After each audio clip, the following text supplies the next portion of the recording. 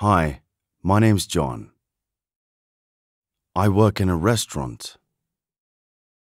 I wake up at 8 a.m. every day. Then I have a shower, brush my teeth, and get dressed.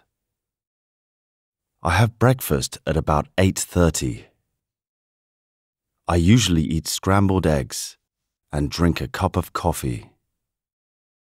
In the morning, I either go for a run or go to the gym. Then I come home and relax. After lunch, I go to work. I work from 4 p.m. to 11 p.m. At work, I take orders from customers, serve food, and clean tables. If I'm hungry when I come home, I cook something, but usually I can eat at work. I sometimes read a book in bed before I go to sleep. At the weekend, I go hiking in the countryside.